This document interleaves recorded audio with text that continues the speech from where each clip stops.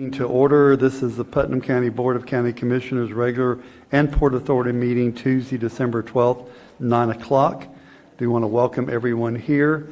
Invocation today will be led by Carl Flagg, the Reverend Carl Flagg from Mount Tabor, and the Pledge of Allegiance will be done by Terry Turner, Commissioner Turner. Please rise if you're able to do so.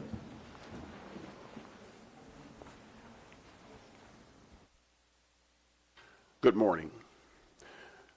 Heavenly Father, we have gathered here on purpose, with purpose, and for purpose. We call upon your name because there's none that can be everywhere at the same time but you. We need your grace. We need your mercy. We need your peace. We need the comfort that only you can provide. Dear God, we especially lift our policymakers for this county in prayer. Discussions, deliberations, and the decisions that are so important to the overall well-being of our citizenry. God, we just ask you, Lord, to be with them. Help them, dear God, to walk by faith and not by sight. Bless not only our policymakers, but our administrators, our department heads, and the entire staff of our county. Help us, God, to press toward the mark of excellence each and every day. Bless our overall well-being. Lord, let us be in great health. Keep us safe, free from hurt, harm, and danger. We pray a special prayer for our first responders who are in harm's way each and every day. We pray for the families who make sacrifices for them to be where they need to be. We pray for all of our citizens. Lord, we have issues just like all others throughout this nation and world. But we pray that all of us will pause for station identification and give ourselves opportunity to do what's right, even when it's not popular. Help us, dear God, in the name of your Son, to do your precious will. We pray a special prayer for Steve Burkowski and his uncle who fell and broke his hip. We pray that they will have safe surgery today. And we just pray that your will be done in every one of our lives. Be in front of us to lead us, beside us to guide us. Hold us in the hollow of your hand and rock us in the cradle of your love. And we will give you praise and glory and honor, both now and in the days to come. It's in Christ's name we pray. Amen. Pledge allegiance to the flag of the United States of America, to the republic for which it stands, one nation, under God, indivisible, with liberty and justice for all. Thank you, Reverend Flagg, and thank you, Commissioner Turner. Do want to say during the prayer when the pages went off, that's a good sign. Men and women in this county and throughout this country and this state live by the page, and that page is very important for the lives of our citizens, that we have people that respond. So don't ever be embarrassed that the page goes off. I honor that, so I want you to know that. Next item of business is our approval of the minutes, and the chair will entertain a motion. Mr. Chair, I move approval of our minutes from the Board of County Commissioner regular meeting November 14th. We have a proper motion. Do we have a second? Thank you. We have a second. Any further discussion on that motion? Hearing none, all in favor signify by saying aye. Aye. Opposed, like sign. The ayes have it. We're going to recess the Board of County Commission meeting, go into the Port Authority meeting, and the first item of business is approval of minutes of the Port Authority. Mr. Chair, I move approval of the minutes for the Port Authority regular meeting convened November 14th, 2023. Second. Proper motion, proper second. Any further discussion on that motion? Hearing none, all in favor signify by saying aye. Aye. Opposed, like sign. The ayes have it. Next item of business on our Port Authority is any public comment on Port Authority items. This is your chance to speak about Port Authority and Port Authority only at this point. And seeing no one rushing to the microphone, we'll close that. We do have one item of general discussion, and I want to make an announcement that as of last week, we were notified that Port Putnam is going to receive an award for the Economic Development and Tourism Award from the Northeast Florida Regional Leadership. So this will be done on January 4th up in Jacksonville. That's the board that I serve on and Commissioner Adamczak serves on. If you can avail yourself, Putnam County will receive an award on that. And I want to really acknowledge Sam. He really went to work. Sam Sullivan, if you'll stand up and admire your jacket there for a moment. It's got Port Putnam written on it, but Sam does a lot of work back there in his little office or big office, and you know, people laugh about the Port of Putnam, But this is going to be big for Putnam County and bring huge economic benefits for that. And it's just nice that our regional partners saw that with Sam's leadership and submission of this, that we were able to move forward. Mr. Suggs, would you like to say anything about that? Thank you, Mr. Chairman. Absolutely, and it goes without saying the work that's been done so far through the support of not only our 5 elected officials, but also with our stakeholders in the community. This is going to be absolutely monumental and beneficial for Putnam County. And you are absolutely correct, sir, in your comments about Mr. Sullivan, his son Yeoman's work on this project. He has taken the lead on this project, works very closely with the Florida Ports Council. As you know, he's got a seat at the table, as well as the FSTED folks and DOT. So this is a recognition for Putnam County, but it's a recognition that Mr. Sullivan has earned for us. So thank you, Mr. Sullivan. We appreciate it. And you know, one last thing, when people think of the port in Putnam County, when the outer beltway gets built there in Green Cove Springs and the bridge is high enough that ships can come under, you're 17 minutes away from that interstate at that point from our port. That's going to move a lot of goods and services for Putnam County and for the region and for the state. So it's really got tremendous opportunities, and we look forward to that. Board, is there any other comments on general discussion for Port? And seeing none, we'll close the Port Authority, reconvene the Board of County Commission meeting, and go right into our presentation. Our first presentation is a proclamation that's going to be read by Commissioner Leota Wilkinson for the National Guard birthday. Commissioner Wilkinson, you have the floor. Putnam County Proclamation 2023-148, U.S. National Guard Birthday. Whereas on this December 13th, we celebrate the U.S. National Guard's birthday, honoring its story, legacy of service, sacrifice, and resilience. Whereas dating back to 1636, the National Guard has evolved into our nation's oldest military force, embodying the spirit of community defense. Whereas citizen soldiers, the National Guard plays a vital role in safeguarding communities and defending the nation, responding to disasters and conflicts with strength and selflessness. Whereas on this day we express gratitude to the brave men and women in uniform, acknowledging their dedication and sacrifice, while recognizing the vital role of their families and communities. Now therefore be it proclaimed that we celebrate this U.S. National Guard's enduring legacy of service and commitment to duty on its birthday, done, ordered, and adopted this 12th day of December 2023. Mr. Chair, I move proclamation number 2023-148, U.S. National Guard birthday. Second. We have a proper motion. We have a proper second. Any further discussion? Hearing none, all in favor signify by saying aye. Aye. Aye. All right.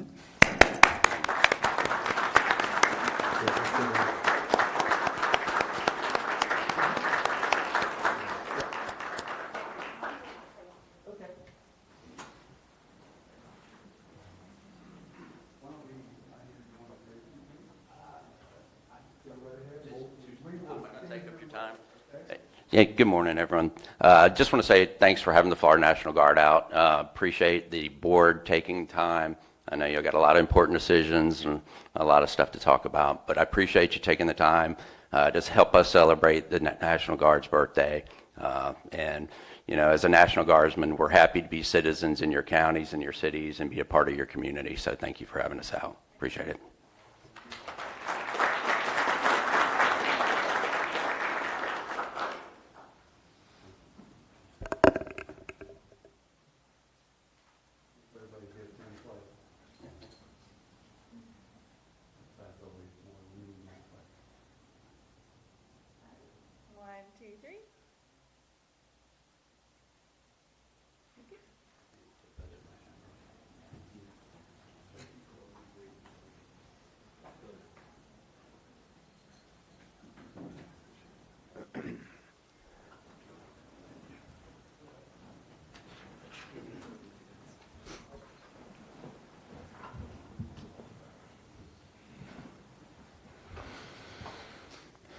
Our next item is item B, and I'm going to let Julianne handle that. This is one we've been looking forward to for a long time. Thank you, Chairman. And Dr. Buseline's going to join me. Most of you, she is not a stranger to, but what you well are aware of that Ms. Treen left us over a year ago. And since that time, we have worked with UF, who is a joint partner in our county extension office, to name a new permanent CED. We had a couple of interims in that time period and did an extensive search at the request of UF, not at the request of the county. But that being said, we've had some interims, and through that time period and well before, Dr. Musseline, Miss Wendy, has been phenomenal in that office, being an asset for those staff and agents that are there to gain from her leadership. And while we all know her, and it's Wendy that we've grown up with because she's been a part of our community forever, what you may not know is she also has a PhD as well as an engineering degree.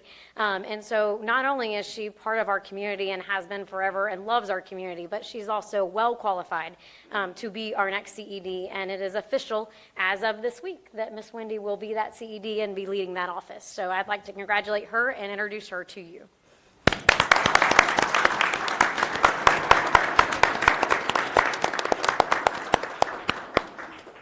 I would like to say like 1 minute of thank you for your support.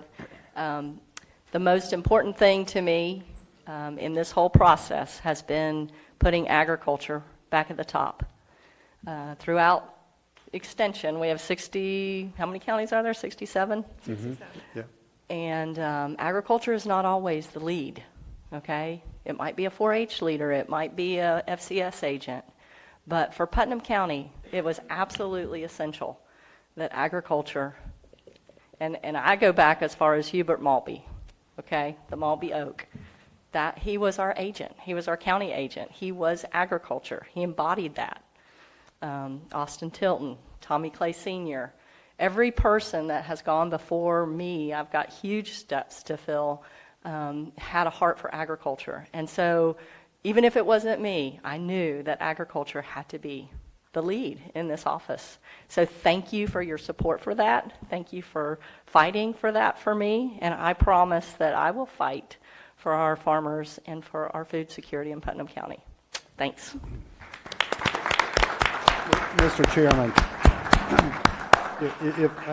while you guys are getting ready, if you don't mind, I'd like to piggyback just a little bit on both comments here this morning from Ms. Musseline and Ms. Young. You know, we've gone through this process now for 14 months. And so we sat through on some interviews, and it was very apparent to Ms. Young and myself that as soon as the interviews were conducted, both the public interviews as well as the one-on-one interviews, there was no better candidate for Putnam County than Dr. Musseline. It was a show of support in the public meetings and interviews that really stood out to Ms. Young and I. And then when we conducted our one-on-ones, it was just, you know, it was phenomenal. We couldn't ask for a better candidate than Dr. Musseline. And Mr. Chairman, if I could, just one more point of order for me. Wendy, could you step forward, please? I know, I was going to mention that too. If you haven't noticed, take a look at the boots. I love the boots. She boots. is absolutely an agricultural extension agent, and she loves the University of Florida. Go Gators! I Thank love you. him. I love him.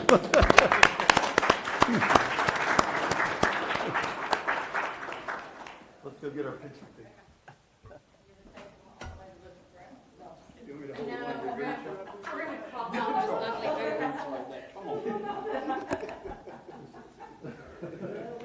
I have a gator tattoo. So we're okay. All right.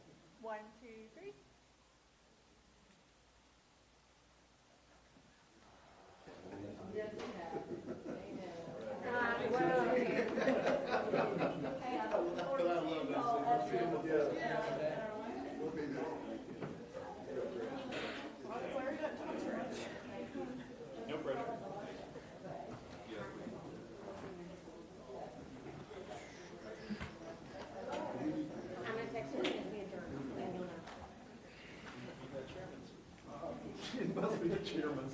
Well, I don't know how to get the air on, but we probably need a little. All right, good. Thank you. The next item of business is Lori Parker. If you'll please come up. She's already making her way to the front. I love it. Love it. And Lori has. Good morning. Good morning. Hi, Matt. What's that? Today, we're recognizing Employee of the Year. Every year, we recognize employees for their exemplary service to their department and the citizens of Putnam County. We do that by honoring Employee of the Month, Employee of the Quarter, and Employee of the Year. For 2023, the Employee of the Year is Fred Lanier. Yay, Fred.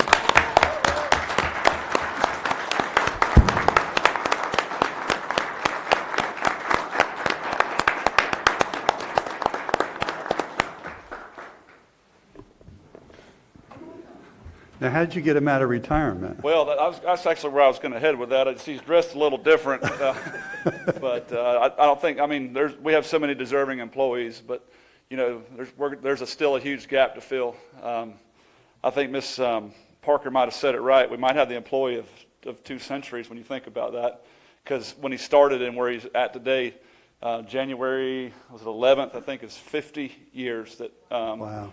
Fred either served the United States military as a firefighter in NAS Jax, and then he came to here and served our citizens for the last 15 years. We've seen him a lot. I'm not sure that he's still retired, so we're hoping there's still an opportunity for him to come back, but I don't think we're going to see him much more. I think he said he's about 6 weeks from his house being built in Steinhatchee, so I don't know that he's going to be living in Putnam County much longer, but we sure miss him every day. I mean, there's always going to be a huge gap to fill. I don't know that you can fill those shoes, but because the soles were wore out on the bottom, because he was steady on the move. But Fred, I can't think anybody that deserves it more. You did a great job, and thank you so much for your service to our county.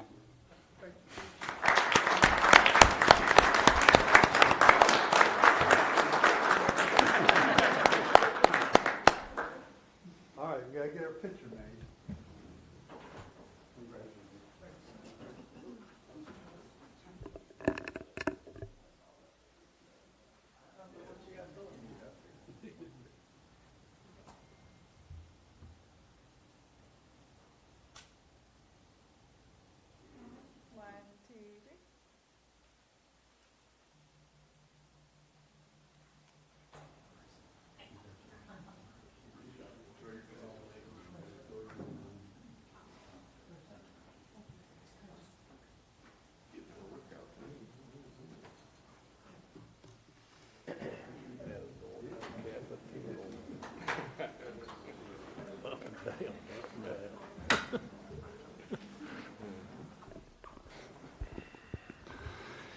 And last but not least, our clerk of the court, Mr. Matt Reynolds. You're already at the podium. Wow. Yes, sir. I looked over and you were gone. Here we go. You have the floor, sir. All right. Thank you. At the clerk's office, well, first of all, let me thank all of you for giving me just a moment to honor one of our employees. We do Employee of the Quarter and Employee of the Year. This meeting, we're going to honor our fourth quarter Employee of the Quarter, Mrs. Sarah McKinnon. And while she's coming up, let's give her a round of applause.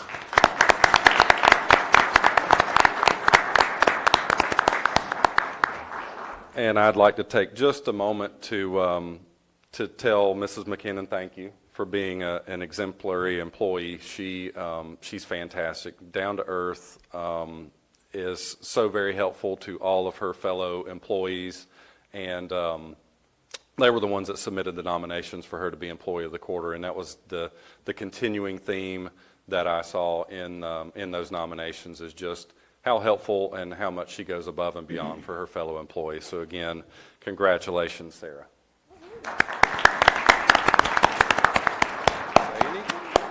She want to bring her family up and staff? Do you want to say something? No, she's good.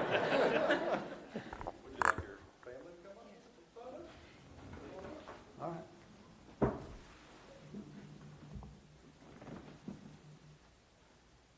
Mom and Dad, come on. I'm going to get way over here. Normally we have the family photographer here. So I just told him, like, mine's not going to be as good as yours, but.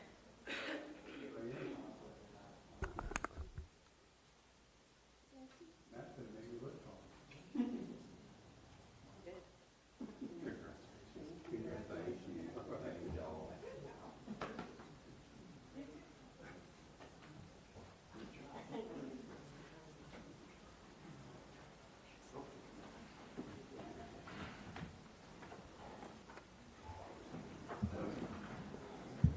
All right, thank you, and thank you. Congratulations to everyone who won an award.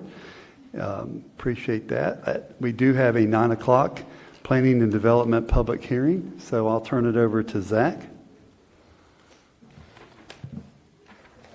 Thank you, Mr. Chairman. For the record, Zach Baker, Planning and Development Services. This is just the final hearing of the Land Development Code text amendment case LDC 23-000003. We're proposing an amendment to two of the codes within the Land Development Code, one for LDC 45-1036, one for LDC 45-1052. Nothing has changed in our proposal since you last considered it. Okay, Zach, this will be Putnam County Ordinance 2023-024, correct? That sounds good to me, sir. It's what's in our packet. So, okay, good. All right, board members, is there any questions for? You'll ask for public comment, and I'll make a motion. Okay, no questions from the board. Is there any public comments, either for or against this ordinance? Hearing none? Yes. So whoever makes the motion, if you'll read it, you can read it by title or title only. Okay, the chairman will entertain a motion. Mr. Chairman, I move that we approve an ordinance of Putnam County, of the County of Putnam, State of Florida, amending Article 7, Administration and Enforcement of the Putnam County Land Development Code by amending Division 8, Procedures for Review of Subdivisions, Section 45-1036, Requirements for Type 3 Subdivisions, Family Subdivisions, and Division 9, Procedure for Obtaining a Lot Split, Section 45-1052, Standards and Restrictions, providing for the severability and providing for an effective date, LDC 23-000003. Second. We have a proper motion. We have a proper second. Any further discussion on the motion? I would just like to make a few more Yes, comments. Commissioner Wilkinson, you have the floor. Zach, thank you for you and your staff for bringing this forward, and of course, the applicant. This is something that, ever since I've been elected, is one of the things that I keep saying we need to be working on, So the fact that we're going to make the process a little smoother for our constituents and for our landowners in Putnam County, I've said it all along, this is the type of development we should be going after, which is where families can give their, members of their family and for generations of land. And so it's something I'm very proud of that you were able to get done, and I just think it's really going to streamline the process, and I appreciate it. So thank you. Yes, ma'am. Thank you, Commissioner Wilson. Any further comments? Hearing none, all in favor signify by saying aye. Aye. Opposed, like sign. The ayes have it, it's unanimous. Thank you. Next item on our agenda is public comment on agenda items. This portion of our agenda is designed to allow citizens an opportunity to bring matters of the agenda to the board. You will have 3 minutes. If you run over, don't worry too much about that. We'll bring it in. Comment cards are posted in the back. If you'd like to fill out a blue comment card and give them to our deputy clerk, Ashley, who sits on my left, your right. So is there any public comment on agenda items?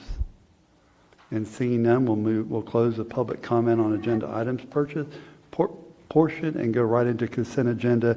Commissioner Pickens, is there any items you wish to pull? I have none. Commissioner Adamzak? Okay. K is in kite. Sure. Commissioner Turner? Item H. Commissioner Wilkinson? I have none. And I have none. Mr. Chairman, I move that we pass the consent agenda items A, B, C, D, E, F, G, I, J, and L. We have proper motion. We have proper second. Any further discussion on that motion? Hearing none, all in favor signify by saying aye. Aye. Opposed, like sign. Commissioner Turner with item H. I just had a question on this one, and I apologize for not getting with staff earlier on it, but where does the money go from the sale of this? Does it still go to the abatement fund? The board had talked a while back about certain monies going into the building department abatement fund to clean up more properties when we sold these properties. Is that where this is still going? So the way we build the budget each year, the money goes into the general fund, and the abatement foreclosure dollars is out of the general fund. So every year, based on past averages, we project what we're going to make on surplus property and give that as the abatement expense fund. If at any point in the year we exceed that number, i.e. we brought in more revenue than we projected, then we would do a budget amendment to increase the abatement dollars available to spend. So we don't have a fund for this, we just take it in and out of general fund as a budgeted item for so much money? That's correct. And then we address it if we need to sometime during the year? That's correct. Okay, thank you. Yes, sir. Mr. Chairman, I move approval of item H. Second. A proper motion, proper Just- second. I have one Yes, comment on that, Commissioner Adams, actually. that? Could we, and not today, because obviously I didn't even think of this till he was talking. Can we get like the past year or two, how many abatements we did, what the cost was out of that revenue item? I mean, I don't know how you call it, but obviously since we're not tracking it as a thing, if we can get that, if I could get that, and I assume the rest of the commission would love to see that too, I'd appreciate it, because I do get some questions around that sometimes, and I, just until he brought it up, I never thought about how to ask for it exactly. So, all right, thank you. Did we already vote? No. All right, all in favor signify by saying aye. Aye. Opposed, like sign, the ayes have it. Item K, Commissioner Adams, that?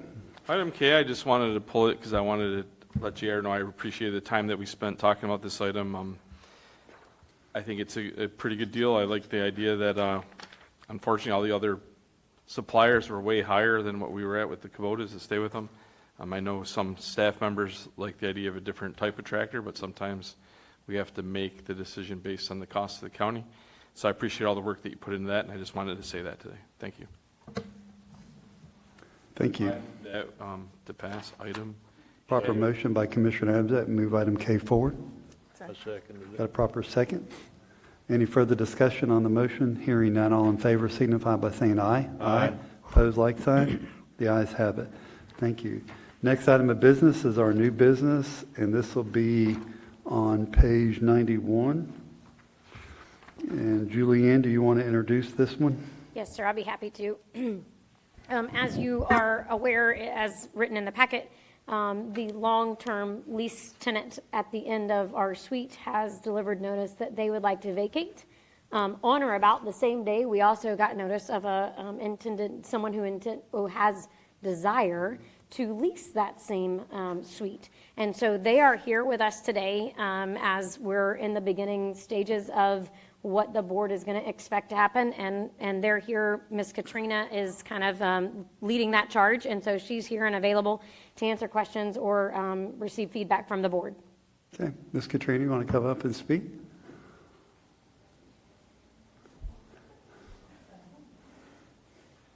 Bringing all the hairdressers up with you.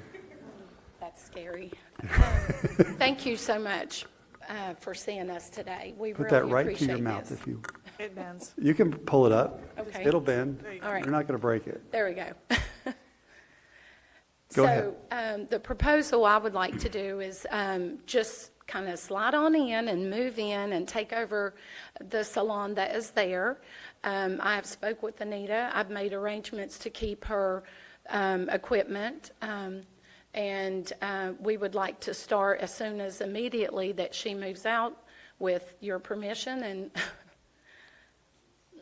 All right. Good. Any questions? Could you ask her to state her name and address Oh. for the record, oh, please? I am so sorry. My name is Katrina Robertson, and these are the girls that I work with. Okay, Katrina. Jeannie Gigon. Brandy Schwarzer. Casey Breedlove.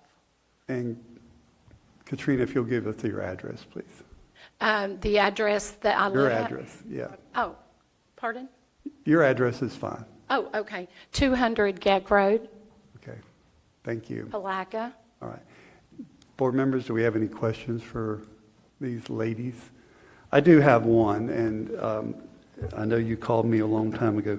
Currently, we're receiving $635.51. Is that correct with sales tax? Yes, $654 plus sales tax. Okay, $654. And you're wanting to pay, if I'm not mistaken, $1,000 a month, is that correct? That is what I proposed, but I will pay $1,200 if needed. I don't mind helping people get into business. I mean, I think that's, we do have a fiduciary responsibility to the taxpayers of the county for leasing property. I don't mind helping that. I can see it graduating, going up over the years. If you want to enter into a long-term lease, I have not a problem with that. I'll turn it over to Commissioner Turner, Commissioner Turner, you have the floor. Thank you, Mr. Chairman. I'm the same way. I believe in helping when we can, new businesses get started or what have you, but we also have a fiduciary responsible ability for the public dollars and the public assets too. We have two other units that are being leased inside this complex at the same time. One of them is basically to the entity that we're paying to do business with us, and they still had to pay $16 a foot in rent, and we pay them to do the service for us. So I don't mind giving y'all a break from the $16 with it being a new business and y'all are trying and what have you, but the $600 that they're paying, that they were paying, just doesn't have anything to do with this, because it's been being paid way long before any of us ever showed up around here. Anybody sitting at this dais was around here, and it just hasn't been addressed over the years. Why, I'm not quite sure, but it wasn't. So I don't mind giving a break by any means whatsoever, but I don't know if the break should be less than half of what anybody else is paying. I think it's like $7 and something a foot is what the proposal is at $12, So less than $8. It doesn't have the square footage of her Well, in this building.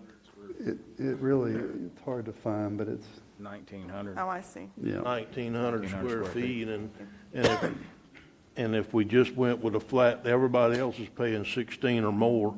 So if we just went with the 1,900 square feet, that was 16, 12, is $2,500 a month.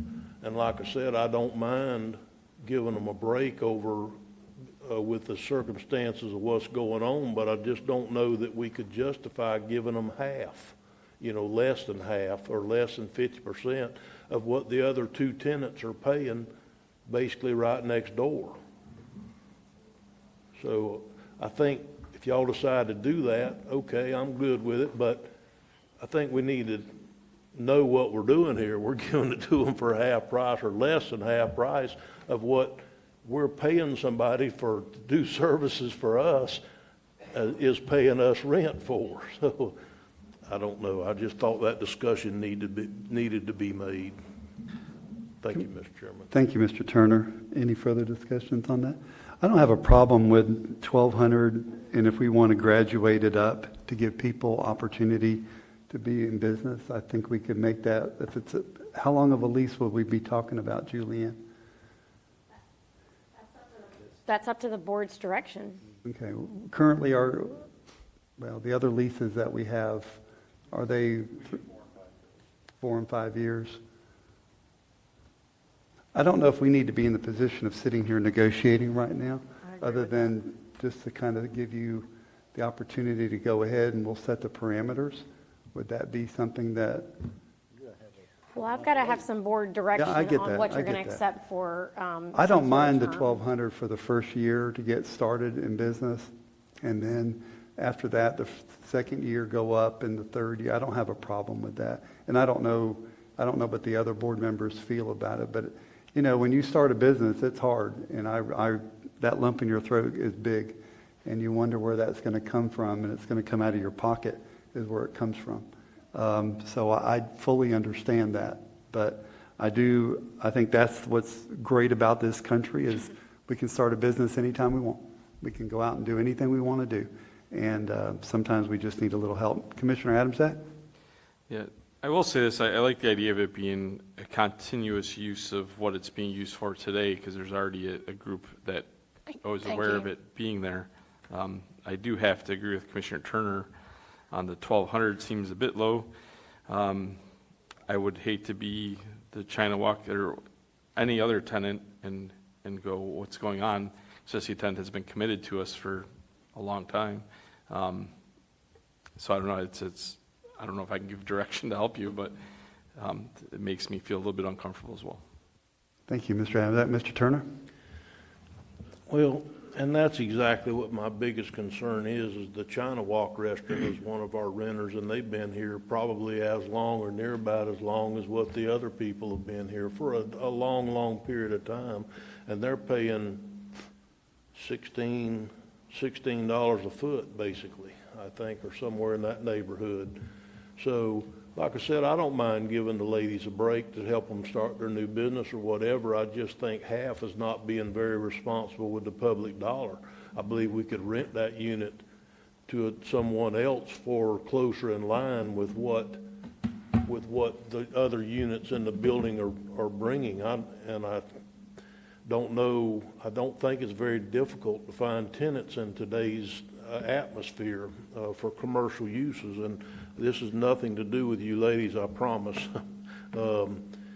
Maybe we could try to start at 1,500 instead of 12, and then maybe go up to 1,800 next year, and 2,200 the following year, and 2,500 the following year. That way, at least we're at the same rent that all the other people are already paying now, and that would give you a break to start. But it would also let you know that the other's coming later on, and to get you up to the same rent that the other renters in the building are already paying at the present time. The other well-established. Pardon me? The other well-established business. Well, I understand, but we still have a duty to the public dollars. While I am wanting to figure out a way to try and help y'all out some, I really do. Yes, sir. It would seem that 600 for however many years has not been a very well sought after duty, and going to offer 1,000 to 1,200 and agree to up that. I don't disagree with you at all. I truly believe this should have been addressed like 7 or 8 years ago if I'd have known about it, but it didn't come to light. We have a lot of irons in the fire in this county, and this is just one of those things that slipped through the cracks. Their rent should have been $16 before they ever left. It should have been changed years ago when everybody else came in there and their lease was up. It's just something that got by. I don't know how to explain it other than that. It's just something that got by. But if we're renting the other units for equal to the $2,500 a month, and we give you a $1,500 a month, we're already giving you a $1,000 a month break over what the going rate for is in the building. So it's not like we're not trying to help you some too and get it back where it is, back up to proper rent over a decent period of time. And you'll know then it's coming. I mean, like next year it'd go up to 1,800, and the following year 2,200, and then the 2,500 4 years from now. I'd give you 4 years basically to know that it's coming. And that is reasonable. I mean, everything you're saying, but in the individual hair world, we do not charge, Mr. Turner, I don't know what you paid for a haircut, but we're trying to make it in Putnam County. And we could go downtown, like every hairstylist has had to struggle and do, and rent cheaper, and crowd downtown, make it a hair world down there. But we're just trying to bring a business on this side of the county and trying to keep our prices at bay. So yourself, your wife, anyone in here could come in and get a haircut, a very good one, at a reasonable price. And although we could do a little higher on the rent, that's why we're here to negotiate that. But when you speak $2,500 against 4 ladies who we would have to charge $50 just for your haircut. Do you pay that today? No. So we do appreciate everything that you're trying to do here, but I am a little confused, and I get that it was brushed under the rug that someone can pay $600 and I've offered double, and I know that's nothing compared to what you could get for that building. But I really wish all of y'all would consider, we're 4 ladies trying to make it in Putnam County to work. Katrina, I think we are, so hang on just a moment. I think you're going to be okay. Commissioner Wilkinson? Well, thank you, Katrina, for those comments. I don't disagree with you. It's a hard place to land because Commissioner Turner does make some great points. One of the things I think that we need to remember is, yes, we could rent it out, but it could also sit vacant for a while before we can get a renter in there. And this isn't like being downtown or next to Publix where you have a lot of foot traffic and you have, these ladies are going to have to be bringing in their customers, and this isn't a retail area at this complex. So you're not going to have they're not going to have the foot traffic, nor is another person who is going to lease the building. It doesn't matter if you were putting a telephone place in there, a Verizon or any other thing. They don't have the foot traffic that you would have down by Publix or downtown. And so that is the risk that they're taking, because they're going to have to bring those customers to them. And yes, we're still in the city, in the boundary. We're not that far out in the country. But the point is, there's not the daily foot traffic that you have over by Publix. There's not the daily foot traffic you have downtown. And we got to consider that. So I don't know where we're going to land this plane, but I just want you guys to remember that. Okay, Thank you, Commissioner. Commissioner Amzak? Yeah, I don't know that we can take into account what business you're in, to be honest with you. I think that wouldn't be, I hate the word equitable in today's age, but that definitely wouldn't be equitable for anyone else that might be interested in especially since we didn't advertise that it's available, right? You're getting basically the first opportunity with no one else in the world knowing that it might even be available to other people. So is there anything in economic development that can happen from our EDC or anything like that helps a new business? I don't know what. Well, the chamber offers SBDC that helps new businesses, but I do not know anything fiduciary that is established other than, I'm sure there are new resources, but that's not something in county government authority. I don't know. I don't even like the idea of not putting it out for advertising that we have the space. And to be honest with you, if I had my druthers, we'd put it out for everyone to look and see who wants it and see what we could get for it. I do, like I said, I love the idea that it's a continued use of the same use. I don't feel comfortable taking a hit as a county on something. I don't know the story of why it's been what it's been for years. Something like he said to start it at a different amount and work towards. Remember, and even the number he's working towards, that's today's number. That number is going to move. I don't see commercial space. I know an organization I'm part, two organizations I'm part of, lost commercial space in the last 8 months because someone else came in way higher than where we were, literally 4 times higher in the one situation, and we just lost the space because there was no way we could possibly pay that. I feel what you're doing because we've been through it, and I know several other businesses that have lost their leases, and not in high traffic areas. I'm talking out in Interlochen, out in the middle of nowhere, all over the place. So unfortunately, that's the way it's going in this community, is the prices are going up, and they're going up on St. John's as well. So I don't know. I can't get there with 1,200, but I can get with Commissioner Turner if there's a path to getting close to where the rest of the tenants are and the market. I mean, we haven't done a market assessment. I guess we probably did for the other new tenant. So we did. Well, we worked with local agents who told us market rate is 16 to 18 currently.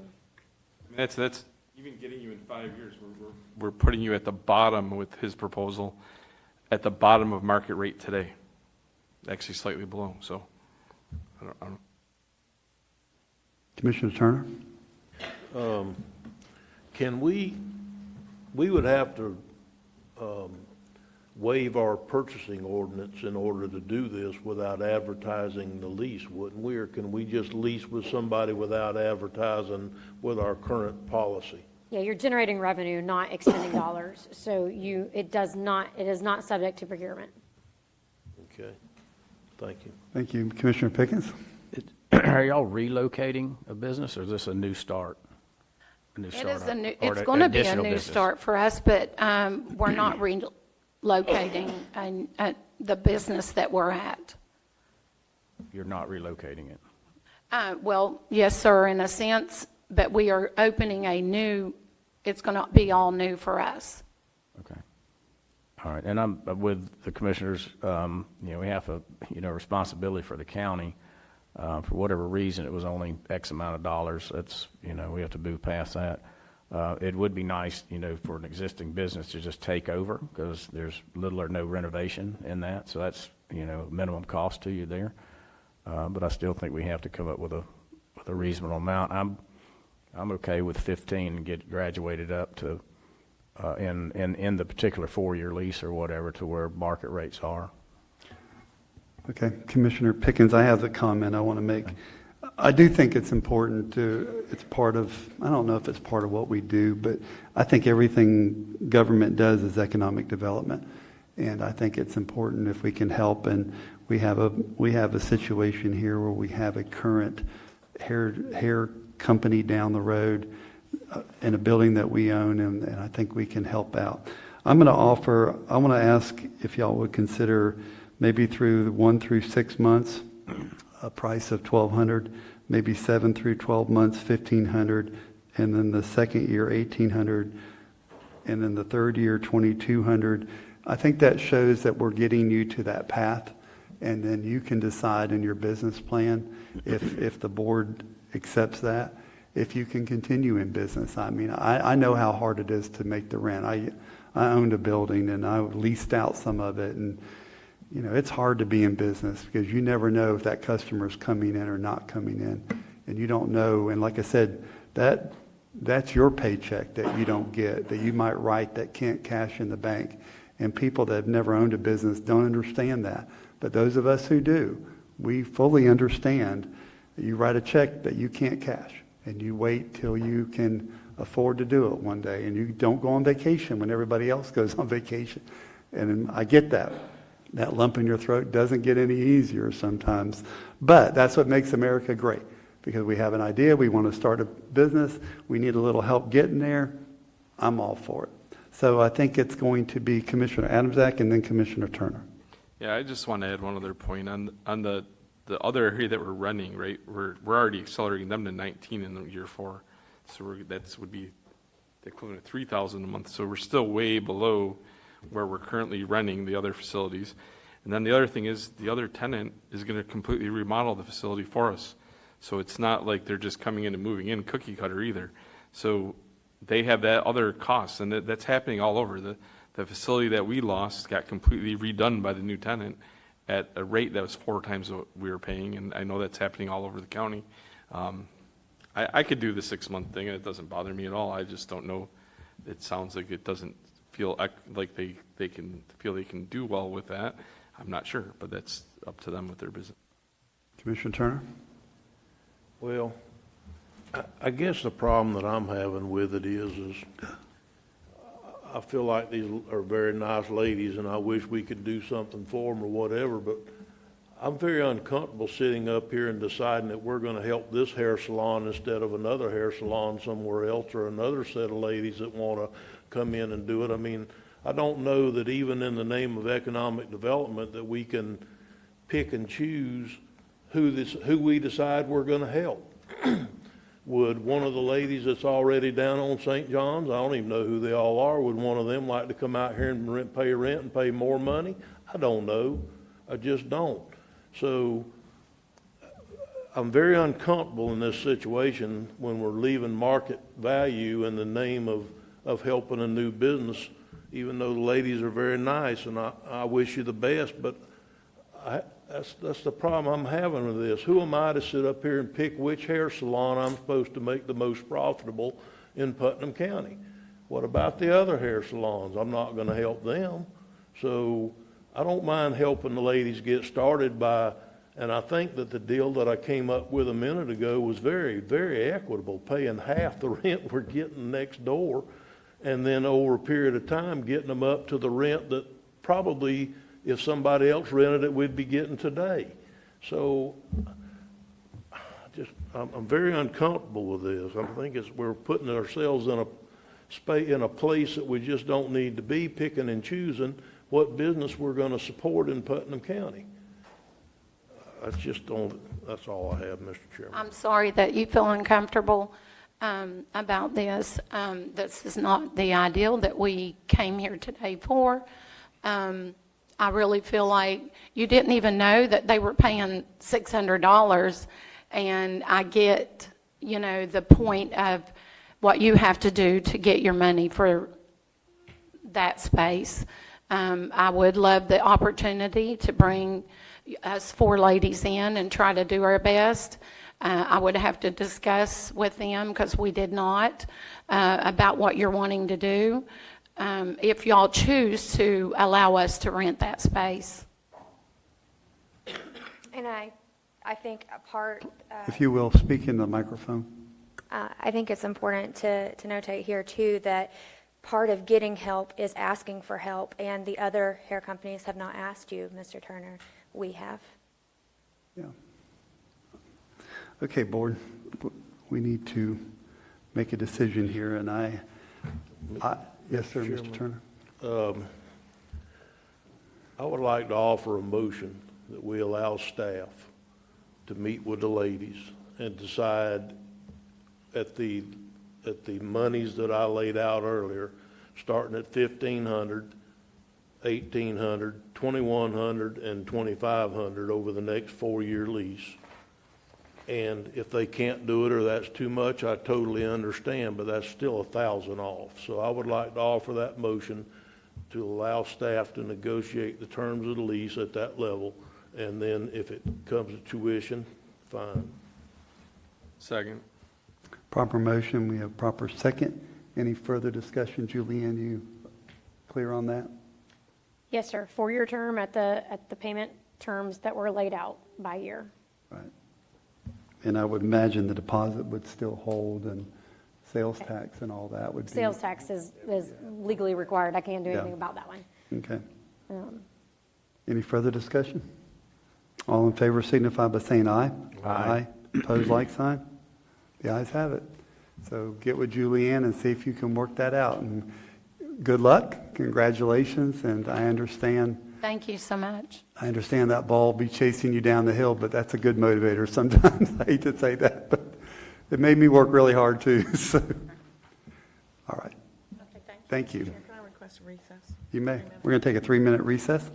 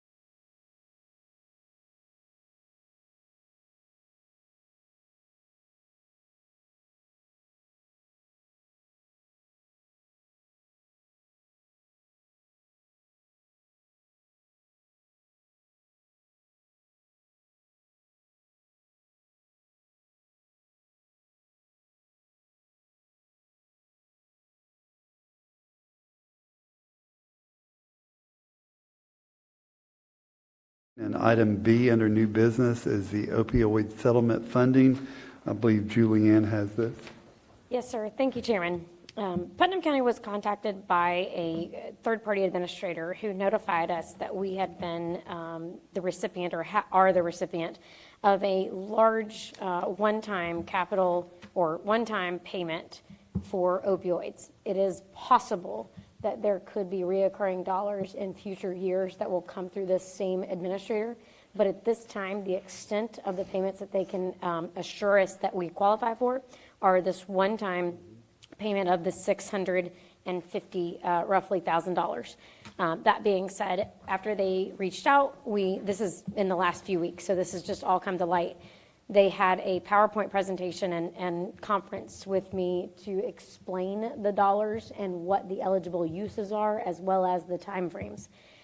So the money is not going to come directly to us because we are a small county. It's going to come through that administrator, and they're going to administer the funds, i.e., we're going to go to them and say, these are what we want to spend it on, and they're going to verify that we can spend it on that. It's an eligible program, and that we can get the funds spent in the time frame. The time frame is very short this year. We need a spend plan submitted to the third-party administrator and approved by January, and we need the full expenditures by June. Again, this is information we just are receiving, and frankly, they said they were just receiving. So apparently it's taken some time to work out the details with the state of Florida and the third-party administrators. That being said, some of our agencies who have a need for eligible programs are Putnam County Fire Rescue, who would like to partnership in utilizing some of the dollars to make the upfront initial cost capital in nature or one-time cost associated with a new program, community paramedicine. The Putnam County Sheriff's Office has a need to utilize some of the funds to purchase and install equipment designed to reduce or eliminate contraband being able to enter the jail. Specifically, their most vulnerable areas are in those recovery pods where we may have someone who's opting to make a great choice in recovery only to have someone else smuggle something in, and then they get a hold of it, and it increases their chances of an overdose. And Colonel Wells is here, who was speaking to me about that, how dangerous it can be for someone who's in recovery to then get any ability to get substances. So their ask would be to utilize some of the funds to do that. And then the Putnam County School District would like to utilize some of the fundings and partner with us. So they have a couple of different programs, and their largest program would partner with Parks and Recreation to give at-risk youths some additional outlets for healthy habits, to establish those coping mechanisms. And they would start all the way down from kindergarten. They have a different mechanism in the kindergarten that teaches children coping skills, coping mechanisms, therapy, items like that, and then graduating all the way up to 12th grade, but also they're amenable to reaching a community partnership with Parks and Rec to utilize those dollars or assets that could be used for even non-school kids on after-school hours or weekends or something like that. So all three of these initiatives could be met within the allotted amount of money, and or anything else. But staff is seeking direction on how we work with this third-party administrator and what we submit by January to ensure that we do not lose the dollars that are allocated for Putnam. Julianne, thank you. And when I saw this on the pre-agenda meeting, I think that we have talked about the community paramedicine program for a long time. And JR, I'd like for you to kind of explain to the board and to our public what that looks like. And then I have a question. Julianne had mentioned full expenditure by June 24th. What would that look like? Because the idea is to eventually save money from fire rescue for the frequent flyer, if you will. So if you'll address that, I appreciate that. Yeah, so like a lot of times we'll go to customers out there that they get given a new medication but not real sure how to take it, or they mix their medications wrong, and we'll see overdoses in that way as much as we see a street level type overdose. So, I mean, a lot of times it gets stereotyped with it's an overdose of some kind of illegal narcotic on the street, but a lot of times it's somebody gets a medication they're not real sure about, and that's where our community paramedic or community health care system could work, is where we could go out and visit these people, because, I mean, a lot of them are the ones that we do see on a frequent basis. They may just need somebody out there in the community giving them the resources maybe they need. Maybe they just need a ride to a dialysis appointment. Well, a lot of times they'll call 911 because the dialysis center is a lot closer to the hospital than maybe home is. So then we'll transport them to the hospital. They'll get a ride over to the dialysis center. They'll do dialysis and they'll get a ride back home. So I think it's a kind of a bridge gap where we have a shortfall of being able to supply our citizens with the information they need to be able to work with the Florida Department of Health through programs they have that keeps them from dialing 911 in a non-emergency situation. So, I mean, we could put community health care workers out there to where they could actually go see these people and get involved in community programs, maybe get inside the school system and speak to kids about, the use of drugs. I mean, because that is one of our problems. We read about it day in and day out in the newspapers, kids getting a hold of any more gummy, trying to educate, that this is as much education as what it is response, but in the initial investment, you're going to have, if we're going to put a paramedic in the street, they need to have the equipment to function as a paramedic, right? So there's certain things they need to have. They need to have a life pack that costs about $30,000 to $35,000 as a one-time capital investment. We're going to have to put them in some kind of vehicle to go and see these people, so that's going to be the one-time capital investment, along with all the other equipment they may need to start up a program. It's like, it has everything basically an ambulance has except for the non-transport capability. So I think as much as we can do with this program is education as much as it is anything else, because we run people all the time that maybe thought they're supposed to take 2 pills but take 1, and then they've overdosed or what have you. So I think we can work on trying to reduce that, which would reduce the amount of maybe 911 transports we have to do. So it's very well done in cities like Gainesville. Gainesville's doing it with not necessarily paramedics, but they train their individuals to do a community-based healthcare system. So it could start as a community paramedic and work its way out, and that's kind of how they did there. Flagler County has a great program that they're currently running over there where they're seeing their folks. So, and I happen to know the people that started the program in Flagler. I'm sure she'd come over here and help us get started if I made contact with her. But I think it's just a start of a good program for our citizens. JR, you and I talked, and I'm going to turn it over to the board in just a second, but I got 2 neighbors on each side that are elderly, and the amount of medicine that they take, and they rely on family members to come help them put their pills in the day to take the pills. But they still wonder, did I take that pill? Did I not take that pill? And it's confusing. And when you see some of these 80, 90-year-old people who take the amount of medicine that some of them take, I don't know how they can keep it straight. So I think it's a great program. I really, not cutting back on the other programs, that's not what I'm saying. But I think this is going to, if we make the proper investment in the community paramedicine, it'll reap rewards for us. It'll save us money in the long run.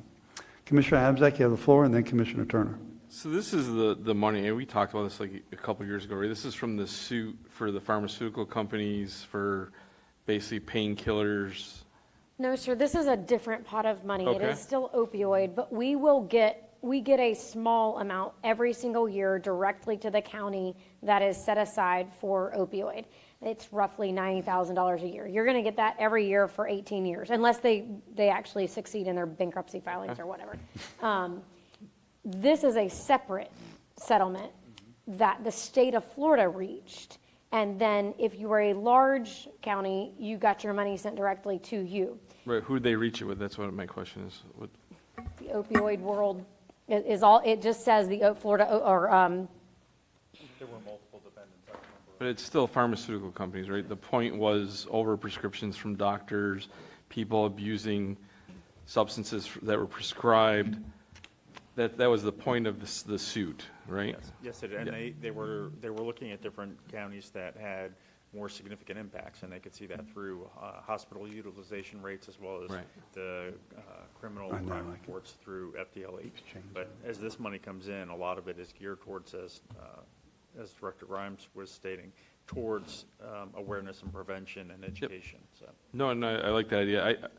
What I'd like to see, though, is some sort of partnership with the doctors, the medical facility, ACH, that helps us to understand what's being, not what's being prescribed, but to understand where the education insert is, to let patients know, pain management, all that kind of stuff. I think that's where I saw, when I envisioned these suits, I saw, not just in Putnam, but nationwide, some work to get that changed where doctors, I mean, what do we have? We had data a while ago that showed that we were the most prescribed painkiller that was a while ago. That was like 2 years ago. That's where I saw this money going. I think what JR is saying, that does do some of that because you're interacting with the people directly.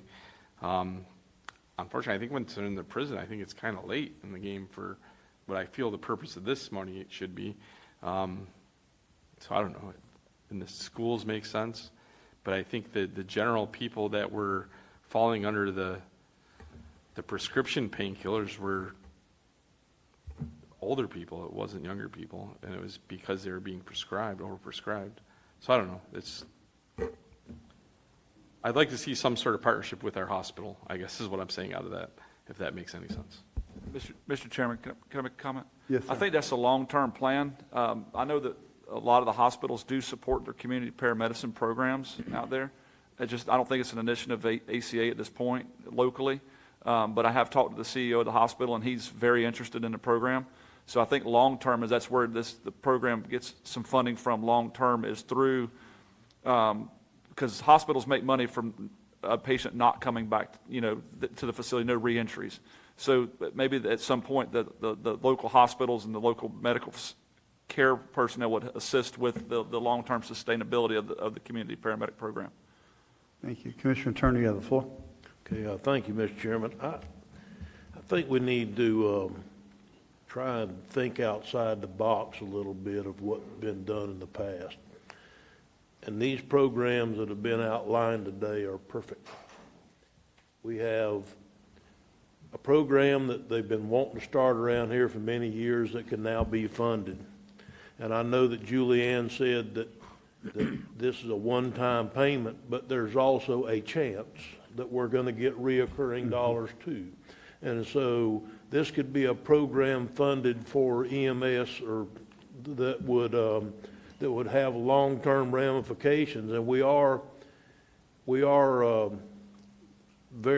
very particular about what we spend this money on. We can't just do anything we want with it. It has to be something that's going to help.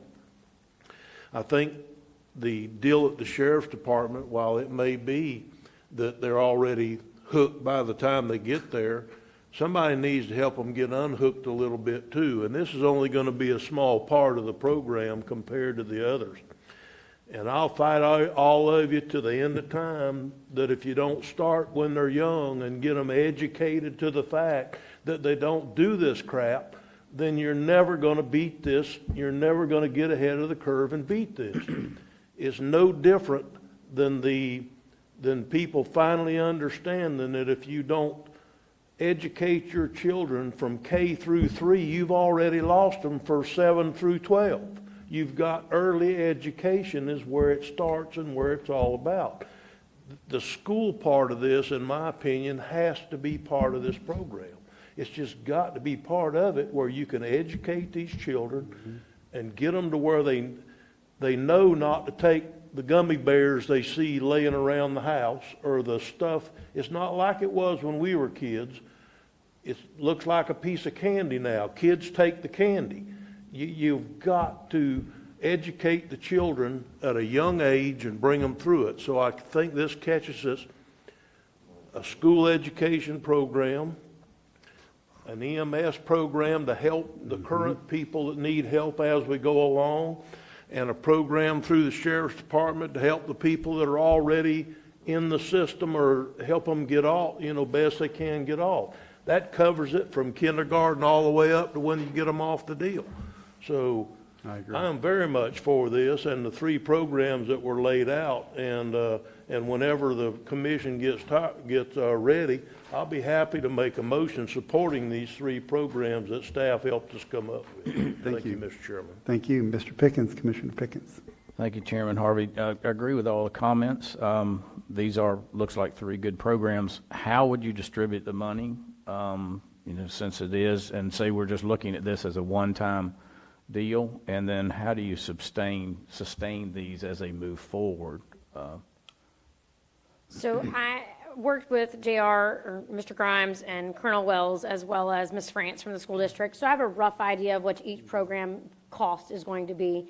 And they are all within, all the initiatives can be done within budget. If there is something that gets scaled down, it would be something that could be added at any time later. So there were some things the school district wanted that are little therapy tools, but they're fancy, if you will, things that occupy the child's mind, be it a therapy stuffed dog or whatever. And so those would be obviously things that could be added later or by the school system as they integrate. So if we didn't make every kindergarten classroom on round one and we did get more money, we could use them at that time. Or they could use dollars to pitch in the extra few therapy items that are needed for the couple of classrooms that didn't fit. So overall, the program outlined will accomplish all three initiatives. And then as far as sustaining it, none of what these dollars would be used for have a reoccurring cost, except for when capital obviously goes away. And at that time, then obviously each of the agencies would have to support that capital on their own, and they're all aware of that. Okay, but you feel to fund these, we would be able to distribute this money Yes, sir. within the timelines, because that has been a problem with some. Yep. So the spend plan has to be delivered, and then distribution is not really, I give the sheriff's office X dollars. I have to go through the process with the third-party administrator of getting it purchased and the dollars connected. So it's not as if each agencies are going to take X dollars. We're going to pay for exactly what each agency is buying in equipment, and then we'll go forward. Okay, thank you. That's all I have. Thank you. Commissioner Amzat? I think I'll simplify what I was trying to say before. I think whatever we do, we need to make sure there's a partnership with the pharmaceutical, the medical, and the mental health community in this county. What's in the packet doesn't outline that really, really well. So that's what I'm saying. And I believe that from what JR said, the update, he said we don't have an update on the other two. I believe that's going to occur. But I don't know how we word it that makes sure that occurs, I guess is what I'm saying. That's what I want to see. I just want to see that those partners are involved, because they're the ones that are the outside. Obviously, the sheriff's department, once it's too late and someone's arrested, they're involved. A paramedic's involved and obviously the proactive approach of this item one is great. The other one's reactive, and the proactive of the school district one's great. I get the reactive side as well, but I just want to see that we're interacting with the rest of the community that's a stakeholder in opioid addiction and opioid.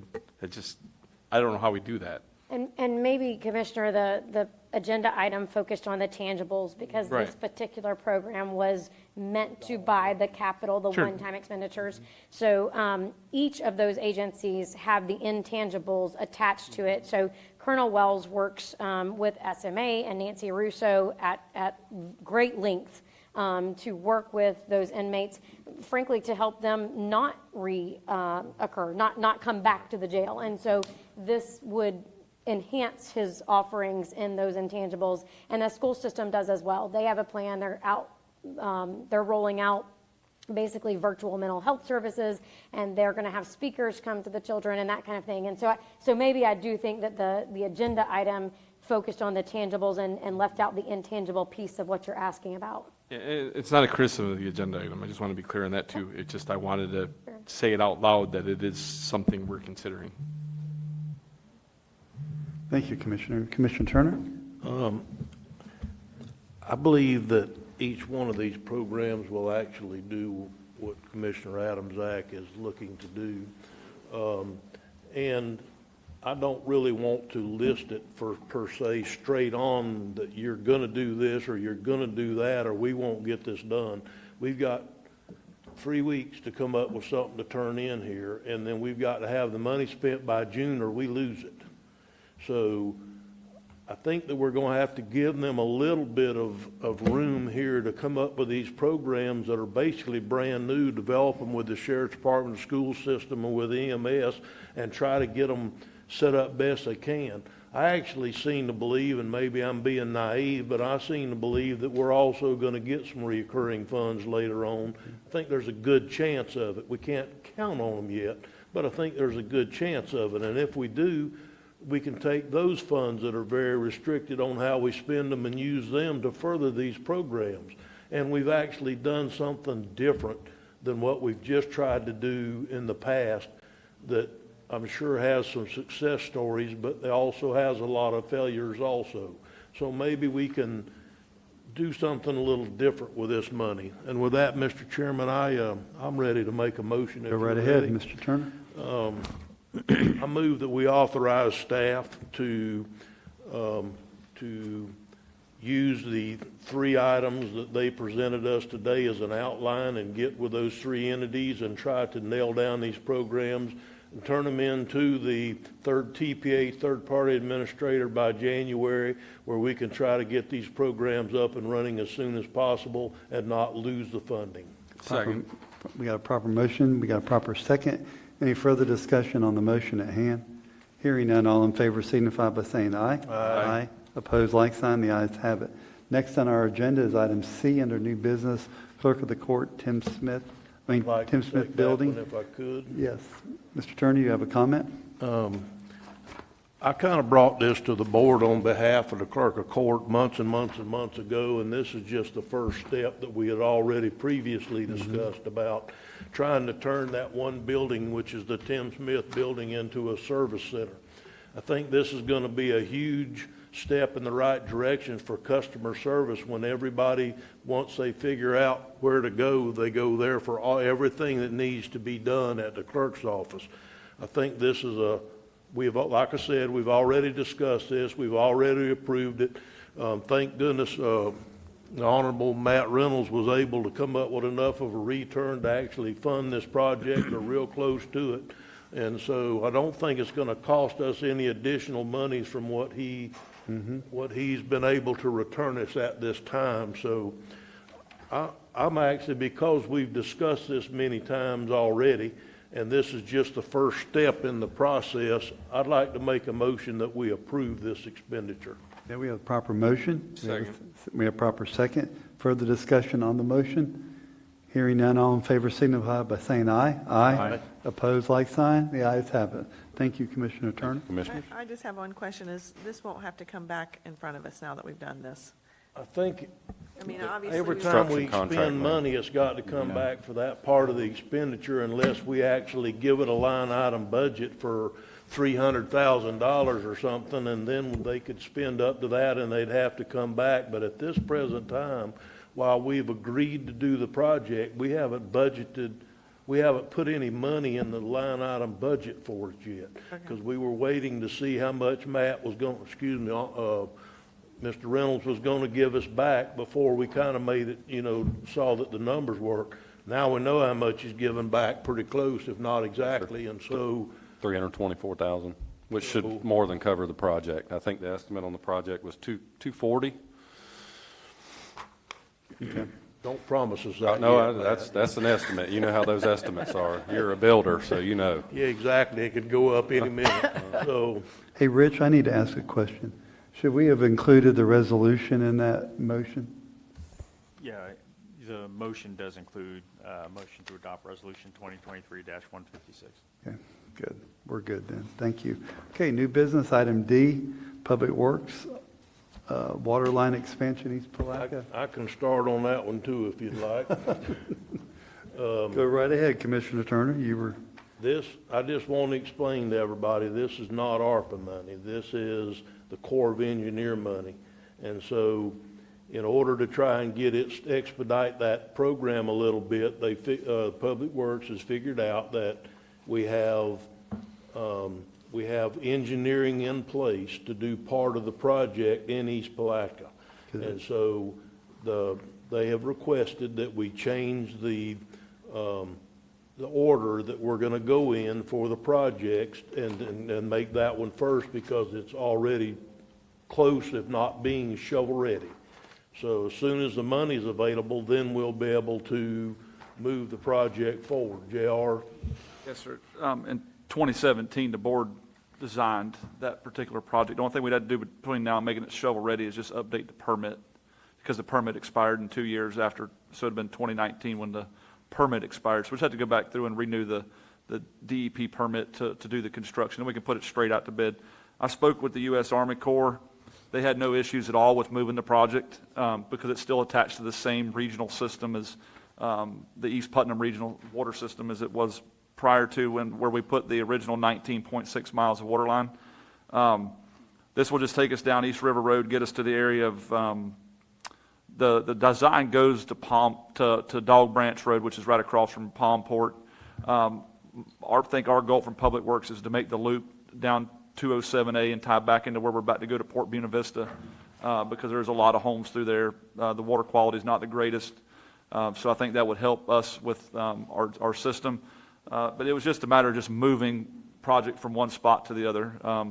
And now we can use the dollars that we paid for engineering back in 2017 as the portion of the county's match, so that the dollars we'd had to spend. So the dollars we spent back in 2017 will be able to be part of our match dollars. JR, if you don't mind me saying, I really appreciate you bringing this up. You know, for years, well, I don't want to say for years, but when I first started, things were so confined, if you will, so in a box, and they couldn't be negotiated, they couldn't be talked about. And now we're thinking outside the box. We're applying common sense to a lot of things. We're looking at, we've already paid for this back in 17. Why not take advantage of it? Those are things that this commissioner feels very good about. And I just really want to thank you for thinking like that, because we need more thinking like that as we go forward. Well, the good part about this is, I believe, is that I don't think that it's going to cost the amount of money that we're going to get to do this portion of the project, and that's going to leave additional funds.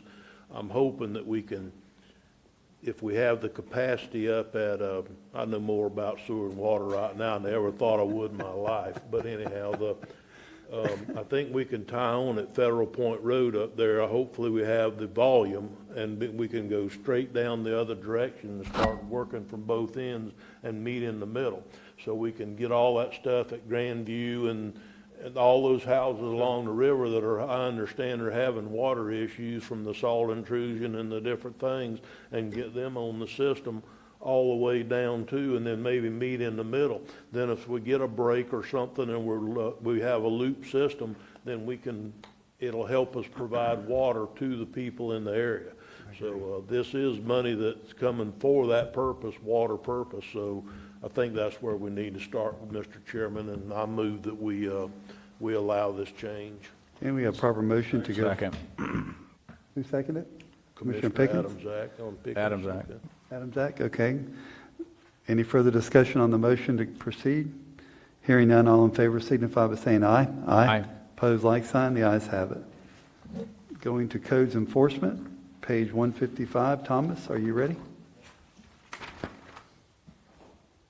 Mr. Chairman, Yes. while he's getting set up, would it be possible for, let's change this up a little bit today and just ask, is anybody here that wants to speak on any of these cases? And then we'll just go down the list like we did last time and just pass them one at a time, but pass them. Okay, is anybody here for any of the codes case, items A, B, C, D, and E? Anyone in the public here for those codes cases? Speak now or forever hold your peace. We are moving forward. Yes, sir. I'm pulling number E, though. You're pulling E? Yes, sir. Thank you. No one was here for that anyway. So now we only have 4 A, B, C, D. Thomas, real quick, start us off, and I'm sure one commissioner or two will take the lead from there. Code case 2012-61, address 1229 Old Highway 17, Unit 1. Original fines, $11,418.50. Property owner has made property compliance, now requesting a fine reduction. If the board approves, we recommend a reduced fine to be paid within 90 days. Mr. Chairman, I move that we reduce the fine to staff recommendation of $1,547 to be paid within 90 days. Proper motion. Do you have a second? Yes, second. Oh, I'm sorry, I didn't hear you. Okay, proper second. Any further discussion? All in favor signify by saying aye. Aye. Opposed, like sign. Next case, 2013-482. Mr. Chairman, I move that on case 2013-00482, being as it's in compliance that we do The staff recommendation of $1,906 if paid within 90 days. Second. We have proper motion, proper second. Any further discussion? Hearing none, all in favor signify by saying aye. Aye. Mr. Chairman, let's see, the next one is 2018-00512.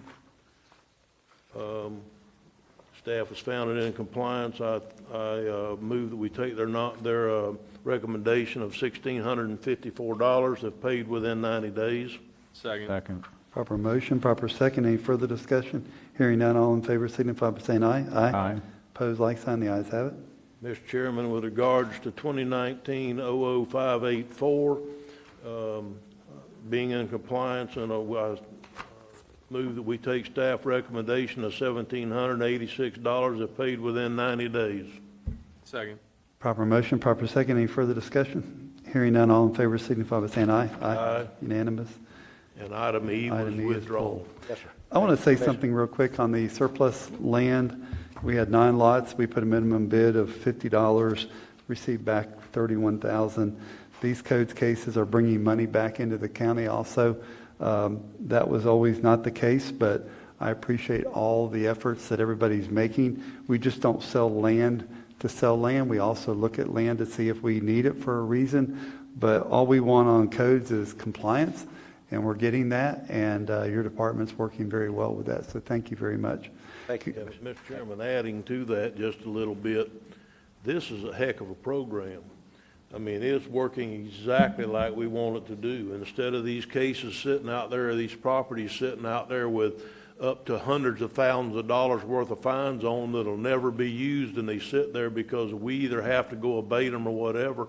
We sell them, get them back on the tax rolls, and within 90 days, the ones we sell are in compliance, and the ones that these right here, people are cleaning them up now because the precedence is that we'll drop the fine, but it has to be in compliance first. Right. So it stays on the tax rolls, the owners get it in compliance, and everything's good. So I think the program is really working like it was intended to work. Thank you, Mr. Chairman. Thank you, sir. Okay, appointments. Commissioner Adamczak. I would like to appoint Lindsay Lambert to the library board, That's your appointment to make. and that's all I have. Okay. Commissioner Turner, you have any appointments? Yes, I have Aaron Fortner to the Better Place Plan Oversight Committee for District 3. Okay. Is that it? Yes, sir. Commissioner Pickens? I have none. And Vice Chair Wilkinson? I have none. And I have none. This is the time now for public comment on miscellaneous items. This portion of the agenda is designed to allow the citizens an opportunity to bring matters to the attention of the board. It's not reasonable to expect the board will engage or debate or deliberation about matters on which the board has received no prior information. Vice Chair Wilkinson will be keeping time. We ask that you put your comments to 3 minutes. Is there anybody in the public that would like an opportunity to speak on non-agenda items at this time? And seeing none, we will move past that. Clerk of the Court, the Honorable Matt Reynolds, for comments. Thank you, Mr. Chairman. I have a couple things I'd like to bring up. The first is, beginning January 1, there's going to be new requirements for recording of official records. And I know some of you, Commissioner Wilkinson, being involved with real estate, this is going to impact any document that is going to transfer real property from one entity to another entity. So the new requirements are that anybody that witnesses those, mainly deeds, but any of those documents that is going to transfer real property is going to now be required to put down their address on those documents. So starting January 1, we are going to have to reject any of those documents that don't have the witnesses' addresses listed on it. But that'll only be if the document is dated January 1 or after. We'll still accept, because as you know, some deeds can be executed, ones can be executed today that we may not see until after January 1. We'll still take those and record those, but it'll just be for any documents coming in for official recording dated after January 1. They'll need the witnesses' addresses on it. We're going to work with the newspaper. We're going to try to get this the word out as much as we possibly can. But the legislature did change the law during the last session to make that change. So I just How wanted to about bring that. notaries? Because I don't think notaries give their address now, they just stamp it. They do not. That- So do they also That's have not a to- requirement, it's just the witnesses. Just the witnesses. For right now. There may be more changes coming this legislative session, but I'll be sure to keep everybody updated on that. Right now, the only impact that's coming in January 1 is just for anybody, the 2 witnesses that will be on that document. They'll have to put down their address. You should be able to find the notaries, though, in the registry up in. Right, the Correct. notaries are public Yeah. record. Okay. And there may be, like I said, the legislature is probably going to be taking more action to try to prevent property fraud. This is kind of along the lines, they heard this last year. This was something that they were able to implement last year that'll hopefully start being able to reduce some of that property fraud that's happening throughout the state.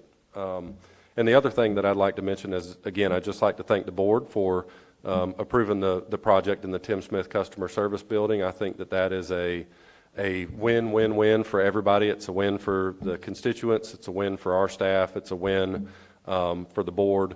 You know, that's something that I have tried to make it a point since I've taken office, is watching how much the cost of my organization is to Putnam County taxpayers. And with this return this year, we were able to operate our office at about 2% less than the year before I took office. So that's something that I'm very proud of, and it makes me feel very, very good that this board is willing to take that excess and reinvest it back into facilities, which is going to help everybody out. So again, thank y'all.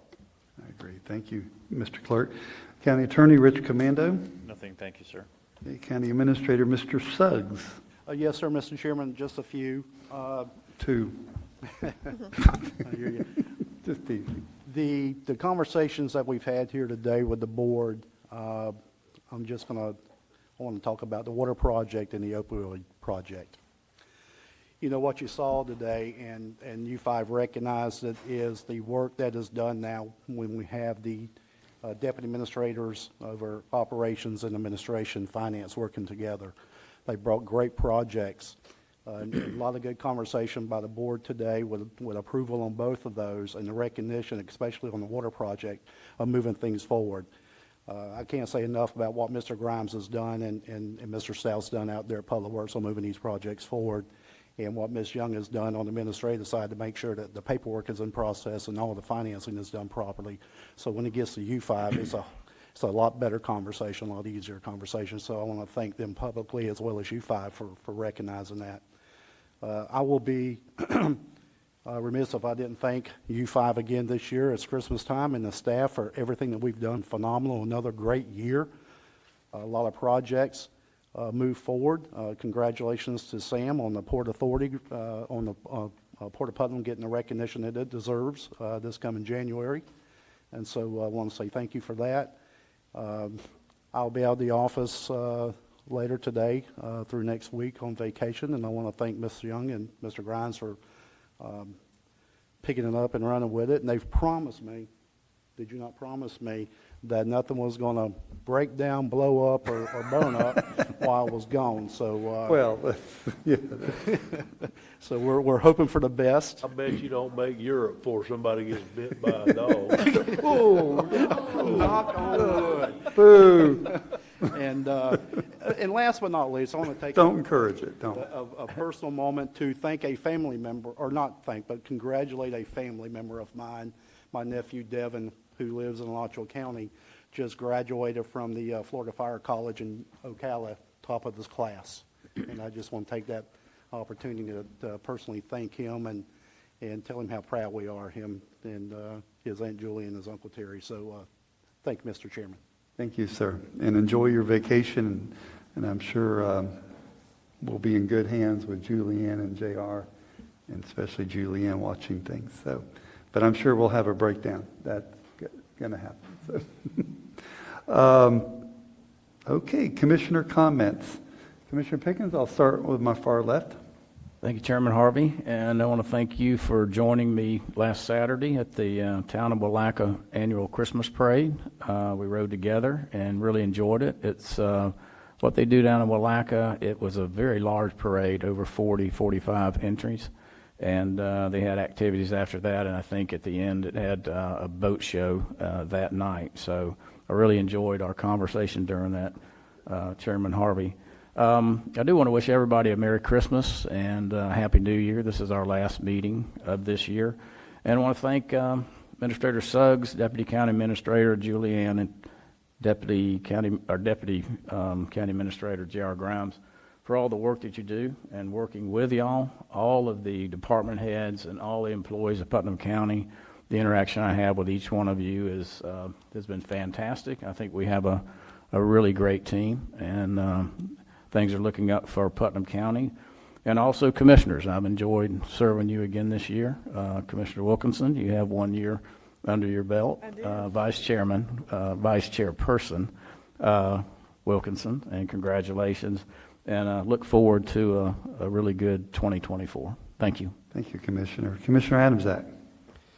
Well, Bill said about all of it. But yeah, thank you to everybody for all the work throughout this year, and I do appreciate working with each and every one of you. Just everyone be safe during the holidays when you're traveling. I know a lot of people are traveling, including my family. Please travel safe and enjoy yourself, enjoy your family, your friends, and just remember there's always people that are in need in our community and throughout the world. And so hopefully, and I know in Putnam County it's going to be the case, but hopefully our charitable hearts continue throughout this time frame, and God bless everybody. Thank you. Commissioner Turner. I was able to ride in the parade, the Palaca parade, and I got the opportunity to ride with Leota's grandchildren, and I'm telling you, it was great. I love them kids. They are wonderful children. But I just wanted to take this time to wish everybody a happy New Year and Merry Christmas. And Laurie, don't faint because I said Merry Christmas. Thank you, Mr. Thank you, sir. Vice Chair Wilkinson.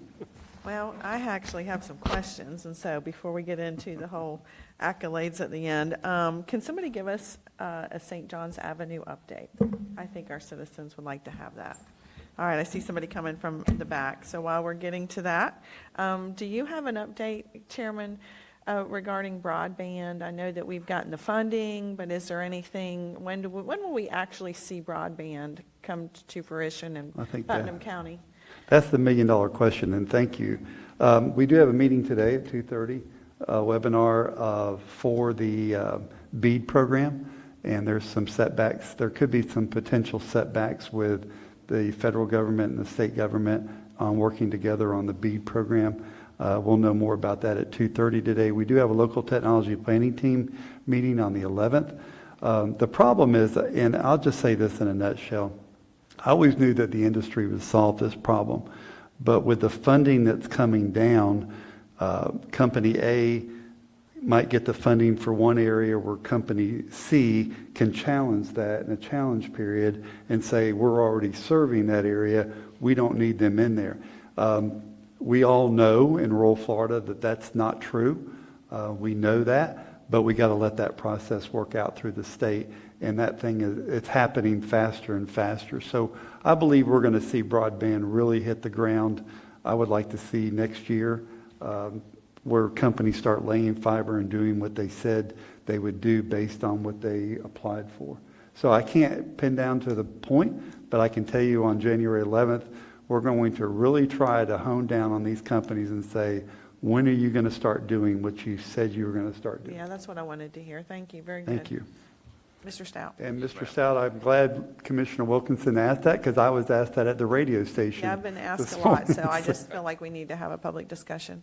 So St. John's Avenue, we just had a pre-construction meeting for the resurfacing and the reconstruction this past Friday, and there is a start date of February 19th that will take place on the resurfacing section. From Palm Avenue to 19th. From Palm Avenue to 19th is the county's responsibility. Correct. Yep. And How so come that, so far off? They need to get their materials and everything in place. So it's good that they're anticipating the February 19th start date. What kind of shortage are they claiming, JT? I'm sorry? What kind of shortage are they claiming that they need to get materials in place? Nothing shortage, just getting it all lined up. Probably holidays. Just had the pre-con. And so they wanted to make sure they had everything they needed in place before they started because they didn't want to delay, and they're anticipating the resurfacing section to go pretty quickly. What is the, if I may, Mr. Chairman, what is the time frame that we've given them? In other words, how much completion time do they have before they have to be done? I think the contract, without looking, I'm going to say 330 days.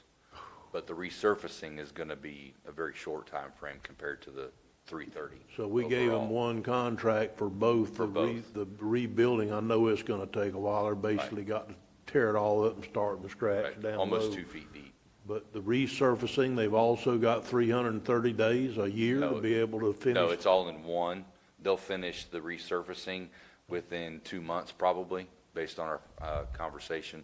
And I anticipate that being way sooner than 2 months. That was just us being safe in the whole thing. Well, would it be a possibility for you to tell them that we're very concerned if it takes longer than a couple of 3 months after they get started?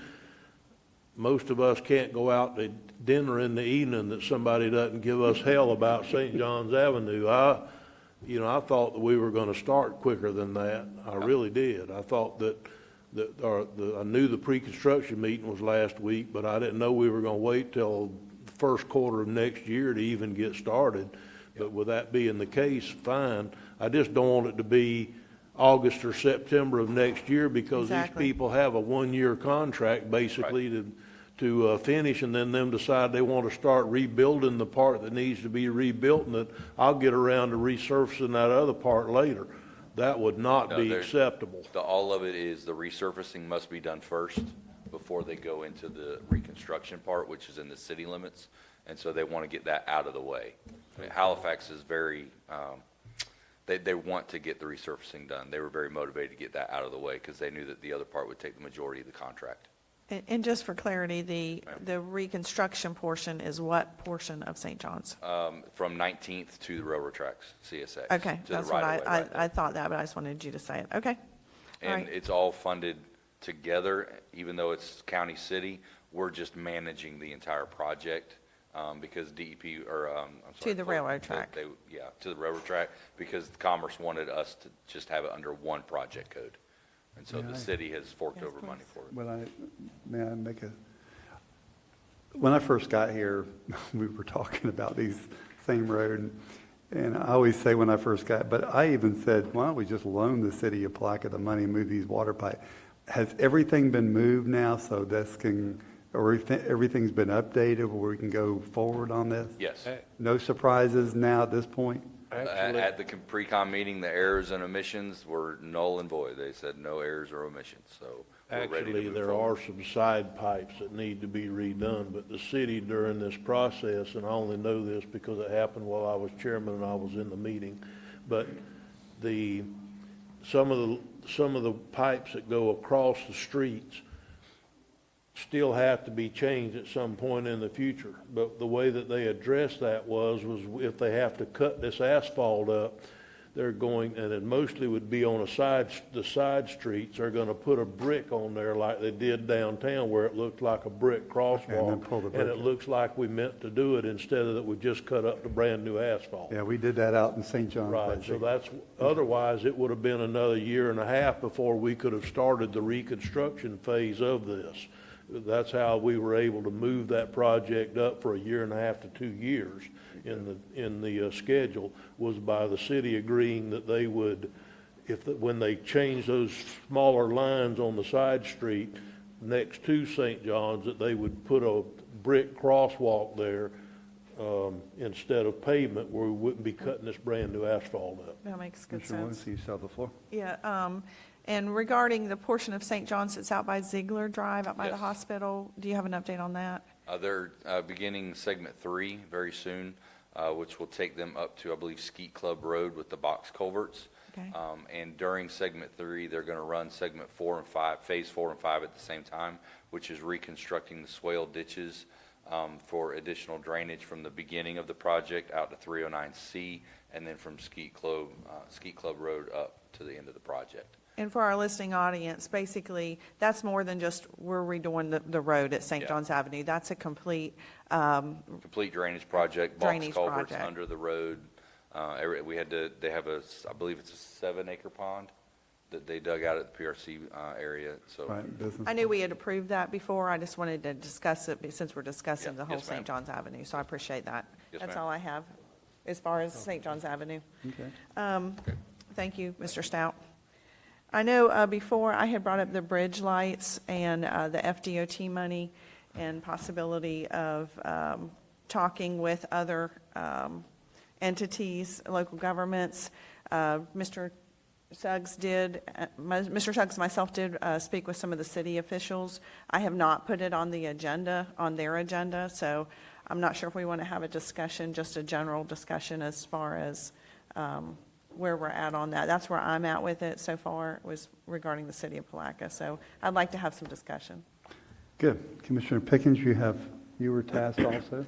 Yeah, I actually meet with the mayors of South Putnam once a quarter. Mayor Zazgala was not able to meet this time, but I met with Mayor Myers and Mayor Watts from Palaca and mentioned the project to them, as they felt that there were probably other projects within their municipality that the money could be better used for. I know we didn't have an ask. If it does come to fruition, that they would take it back to their boards to see. But right now, really, the three of them were not interested in making a commitment towards any maintenance of the lights. Okay. And I'll give my report. I did talk to the mayor and the town clerk of the town of Interlaken, and they felt kind of the opposite, that they felt like it was a great idea and that they would be interested to bring it back to their board once we settle down on what we're going to do. Well, let me make it clear, they would bring it back to their boards, Right. but not really wanting to make a commitment until they found out, if the project was going to move forward, and then maybe what, the cost may be. So when would we like to put this on the agenda? What's the timeline that we could nail down Palaca and get this on the agenda? I mean, if you want me to get on their January agenda Okay. and bring it up, I can. I mean, that's what I'm asking for. I'm asking for that direction. I And then mean, what we're looking for is, make sure I understand, is some cost share regarding the annual lighting and electrical cost, which we think at the highest rate would be $20,000 a year. And then if there were any maintenance going forward, they estimate the lights to be have about a 15 to 20 year lifespan, I think, and FDOT would pay for the entire project. It's the long term of how we're handling, if we were to go forward, how we would handle that long term. So you think we could put it on our agenda for the last meeting in January? I think that would be fine. Okay. I think we have some lights lit up, and I did not pay attention to who was first, so, okay, Commissioner Turner, you have the floor. I think you need to wait to put this on the agenda until after you have some news from the city or from somebody else. That's what we were saying. I understand that when they were in a meeting, that the city manager, the interim city manager, made a comment that if a city was going to get involved, that he wanted the city to be the one that was the lead person on the lead entity on the project. And so I think as part of this, what we need to discuss, if I'm not for this at all, and everybody knows this, you can't tie this to economic development, you can't tie it any way, shape, or form to anything, but that's fine if y'all want to do it. But if the city wants to take lead, the only way I see that happening is for us to give the authorization to negotiate that we will pay half the maintenance and then just let them take the thing. And then if y'all want to put the lights up, I'm probably not going to vote for it, but because I just can't see the wastefulness of spending $20,000 a year plus the maintenance on the lights forever. But whatever. I think that if we're going to try to go that route, that we need to say, okay, city, if you're going to take lead on this and you're going to be the entity that does this, the county will pony up X amount of dollars per year, and then y'all just go take care of it. They already handle the stuff under the bridge. You already handle the lights on the bridge, the up lights on the bridge. Let them handle the decorative lights on the bridge also. I think it would be very fitting. And so that's all I have to say. Commissioner Adams, that? I agree with that. But I did talk to some of the businesses, several businesses, and I didn't have one that wasn't supportive of it. I had one that kind of was like, I don't like the changing of the colors because it caused chaos, but the governor kind of has already taken care of some of that, the things that aren't allowed, so I kind of think I talked through that with that individual. None of them, and I didn't really see where we had a public-private part, how that would even work financially, but the idea was to see if there was support, and from what I saw, there was support. And what I will say is this is two different businesses. I'm assuming, because they basically pitched kind of the same idea to me, so I'm assuming they talked after they saw our meeting, kind of was along the lines of maybe a yearly lighting of the bridge festival or whatever you want to do to kind of tie it into tourism and other things, and maybe that would be a use of the Veterans Park on the other side, because we really don't utilize that a whole lot. So two individuals brought that up to me. I thought that was a pretty cool idea. I don't know that we would head it up, but maybe some not-for-profit or something like that, or maybe we split the cost towards our half of the lighting or the lighting, and then the other half goes to a not-for-profit or something. Okay. So that's what came out of those conversations. Okay. Commissioner Wilkinson, you have the floor.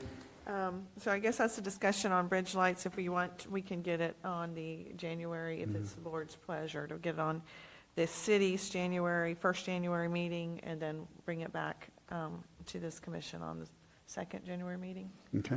Okay.